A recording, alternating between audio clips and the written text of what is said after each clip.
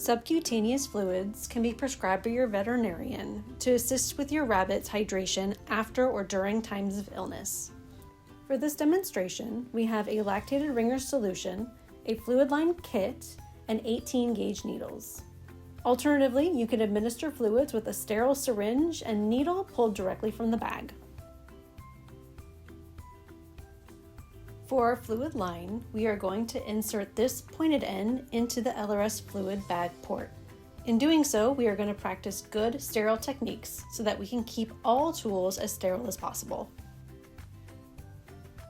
To start, we are going to pull the port tab and make sure that our port does not touch the surrounding area. We have caps on both ends of the fluid line to keep the line sterile. The end for the needle and the end for the line that will be placed into the bag. Before puncturing the bag, we will close the fluid line. There are two clips, a rolling clamp and a pinch clamp. When we take off the cover, be sure not to touch the sterile point. Insert this point directly into the port. There will be resistance.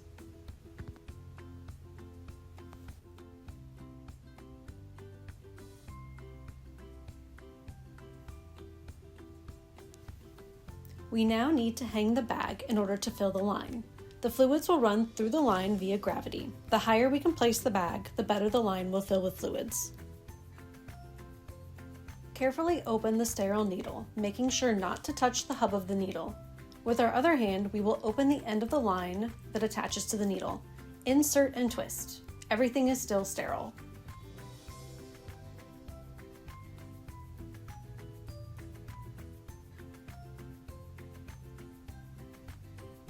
Tape the cap off the needle, being sure not to touch or put down the needle, and open the fluid line by opening the two clips, the rolling clamp and the pinch clamp.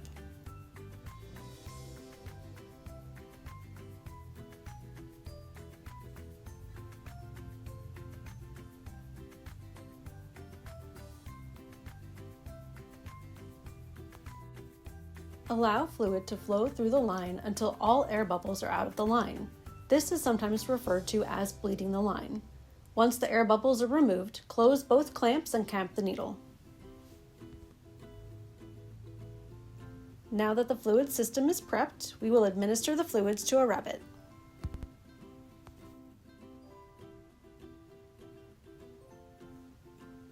Start by petting or massaging the rabbit to calm them down. Your veterinarian will advise you on how many cc's of fluid to administer to your rabbit. Safely remove the needle cap, making sure not to touch the needle to either yourself or any other surface. Face the needle's opening, also called a bevel, upwards. This will create a better point of entry into the rabbit. Position the needle at about a 45-degree angle. Doing so will ensure that the smallest, sharpest point of the needle is what penetrates into the rabbit's skin.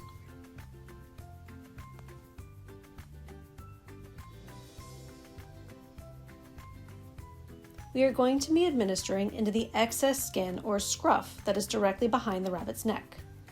Pinching between your thumb and your middle finger and using your index finger to indent, create a tent with the skin, which will create a pocket that you will be administering into. Insert. You will know that you are in when you feel the skin give.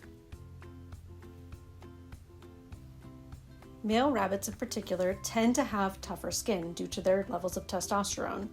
Typically, female rabbits will have softer skin and the give will be a little easier. Once you have the needle placed, open the fluid line. You know your fluid line is running when you have a visible drip and your rabbit will have a fluid bubble forming. Your rabbit's fluid bubble will dissipate as the body absorbs the fluid. Absorption time will vary from rabbit to rabbit. When you are done administering, close the line so the drip stops. Gently pull back the needle. You can pinch the area to prevent excess fluid from dripping out. Place the needle cap back on the needle. Once we have used a needle, we like to immediately swap for a clean needle. This ensures that the next time that you use the fluid line, the needle is sterile and ready to go.